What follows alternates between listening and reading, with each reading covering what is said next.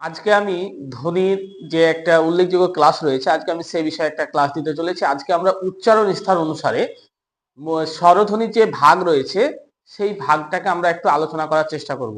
তাহলে উচ্চারণ স্থান অনুযায়ী যেমন অ বা আ এটা কোথা থেকে উচ্চারিত হয়েছে, কিংবা হর্ষাই, দীর্ঘই, এই যে ধ্বনিক বা বর্ণগুলো রয়েছে এগুলো কোথা থেকে উচ্চারিত হয়েছে, আমরা এগুলো কি করে বুঝবো? তো চলো আজকে আমরা যে ক্লাসটা দেব সেই ক্লাসটা যদি তোমরা প্রথম থেকে শেষ পর্যন্ত ধৈর্য ধরে করতে পারো, আশা করা যায় যে এখান থেকে যে প্রশ্ন আসুক না কেন তোমরা খুব সহজেই কিন্তু সেটার উত্তর দিতে পারবে। তো চলো দেরি না করে আজকের ভিডিওটা শুরু করা যাক। দেখো, আমাদের মৌলিক স্বরধ্বনি বা আমরা যৌগিক স্বরধ্বনি আমরা এই বিষয়টা তো জানি, কিন্তু আমরা যদি দেখি যে আমাদের আজকের ভাগ হচ্ছে উচ্চারণ স্থান অনুযায়ী, উচ্চারণ স্থান অনুযায়ী স্বরধ্বনির ভাগ, এটা কিন্তু প্রত্যেকে মাথায় রাখবে। উচ্চারণ স্থান অনুযায়ী স্বরধ্বনির ভাগ।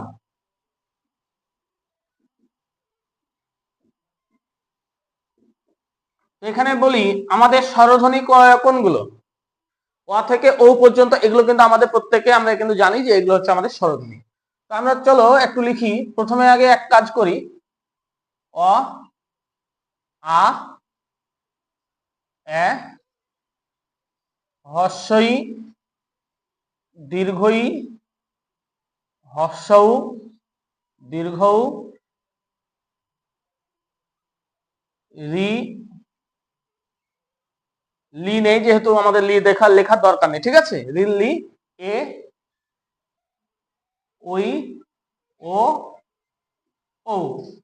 দেখো এখানে মোটামুটি আমরা দেখতে পাচ্ছি যে আমাদের 12টা কিন্তু আমরা এখানে স্বরধ্বনি লিখেছি। তো এখানে নিচে আমরা সিরিয়াল নাম্বার দিয়ে দেবো, 1, 2, 3, 4, 5, 6, 7, 8, 9, 10, 11, 12। তাহলে এখানে বুঝতেই পারছো আমরা এখানে 1 থেকে 12 পর্যন্ত এই সংখ্যাগুলোকে সাজিয়ে নিলাম পরপর, যাতে আমাদের একটু বুঝতে সুবিধা হয়। তো এবার এই যে আমাদের স্বরধ্বনি রয়েছে, এই স্বরধ্বনিগুলো কে কোথায় উচ্চারিত হয়, আমাদের প্রশ্ন কিন্তু সেটাই বলেই দিচ্ছে উচ্চারণ স্থান অনুযায়ী আমার স্বরধ্বনির ভাগ। তাহলে চলো আমরা একটু বিষয়টাকে একটু বোঝার চেষ্টা করি। আমরা এই উচ্চারণ স্থান অনুযায়ী আমরা এই যে স্বরধ্বনি রয়েছে এটাকে আমরা 6 ভাগে ভাগ করতে পারি। কয় ভাগে বললাম? 6 ভাগে। তো 1 নম্বর যেটা থাকবে সেটা হচ্ছে কণ্ঠ। 2 নম্বর যেটা থাকবে সেটা হলো তালব্য। 3 নম্বর যেটা থাকবে সেটা হচ্ছে ওষ্ঠ। আর 4 নম্বর যেটা থাকবে সেটা হচ্ছে মূর্ধন্য। 5 নম্বর যেটা থাকবে, দেখো 5 আর 6টা আমি কিভাবে বের করছি একটু দেখো। এই কণ্ঠকে একবার তালব্য দিয়ে করো, একবার কণ্ঠকে একবার ওষ্ঠ দিয়ে করো, তাহলে কিন্তু তোমরা খুব সহজেই কিন্তু করতে পারবে। তাহলে আমরা একটা বলতে পারি কণ্ঠ তালব্য,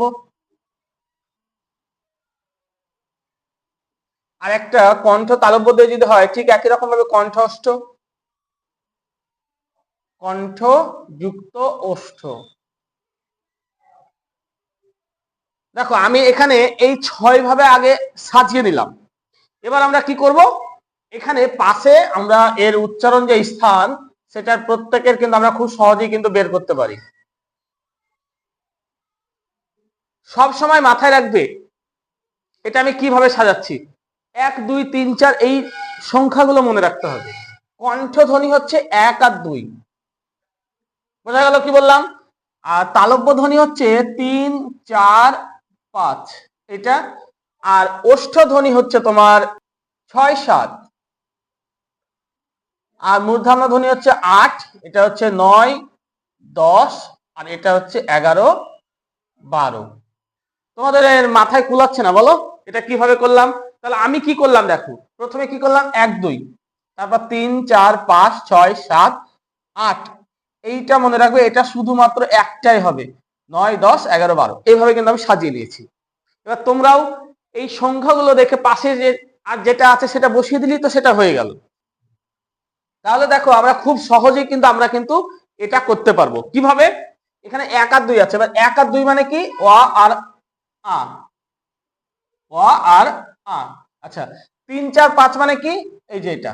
তাহলে এখানে কি রয়েছে? এ রয়েছে, আর কি রয়েছে? হর্ষই রয়েছে, আর কি রয়েছে? দীর্ঘই রয়েছে। খুব সহজ না? আচ্ছা, ঠিক একই রকম ভাবে এখানে 6-7, 6-7 মানে এটা হর্ষউ আর দীর্ঘউ, বোঝা গেল? আর এখানে 8, 8 মানে এখানে শুধু রি বসবে, এইটা কিন্তু মাথায় রাখবে। আচ্ছা, এখানে কি বলেছে? 9-10, 9-10 মানে এ আর ওই, এ আর ওই, বোঝা গেল? আর এখানে 11-12, 11-12 মানে হচ্ছে এই দুটো, তাহলে 11-12 মানে হচ্ছে ও আর ও। বুঝতে পেরেছো? তাহলে এটা খুব সোজা। তো এখানে আমরা কিভাবে এটার উচ্চারণ স্থানটা বলে দিলাম, বুঝতেই পারছো কে কোথায় উচ্চারিত হচ্ছে। তাহলে এখানে এইটা কণ্ঠধ্বনি থেকে উচ্চারিত হয়। তাহলে প্রশ্নটা কেমন হবে যে আ, আ ধ্বনিটি কোথায় উচ্চারিত হয়, তখন আমরা কি বলবো? আ। তার মানে এখানে আ মানে কি? কণ্ঠ। ঠিক একই রকম ভাবে আমরা প্রশ্ন করব যে এ ধ্বনিটি কোথায় উচ্চারিত হয়, তোমরা বলবে তালব্য। দীর্ঘউ বা হর্ষউ এগুলো হচ্ছে ওষ্ঠ। এবার বলি, ওষ্ঠ মানে হচ্ছে ঠোঁট, এটা কিন্তু প্রত্যেকে মাথায় রাখবে। ওষ্ঠ মানে কি বললাম? ঠোঁট। মূর্ধান্য মানে কি? তালু আর দাঁতের মধ্যবর্তী জায়গায় উচ্চারিত হবে রিটা। তাই এই বিষয়টাকে একটু ভালো করে মাথায় রাখবে। তাহলে আমি যে ফরম্যাটে সাজিয়েছি, তোমরা যদি এই ফরম্যাট অনুযায়ী যদি করতে পারো, তোমাদের কাছে কিন্তু এটা একটুকু কঠিন মনে হবে না, বরং এটা জল ভাতের মতো সোজা মনে হবে। তো এই আজকের এই ক্লাসটা তোমাদের কেমন লেগেছে? ভালো লেগেছে? আচ্ছা বেশ, যদি ভিডিওটা ভালো লাগে তাহলে অবশ্যই একটা লাইক, কমেন্টস ও বন্ধুদের মধ্যে শেয়ার করে দেবে। আর তোমাদের পরবর্তী কোন ভিডিও লাগবে সেটা অবশ্যই কমেন্ট করে জানাবে। যারা এখনো এই চ্যানেলটিকে সাবস্ক্রাইব করেনি তারা অবশ্যই এই চ্যানেলটিকে সাবস্ক্রাইব করে দিয়ে এই চ্যানেলের সঙ্গে জুড়ে থাকবে। ধন্যবাদ।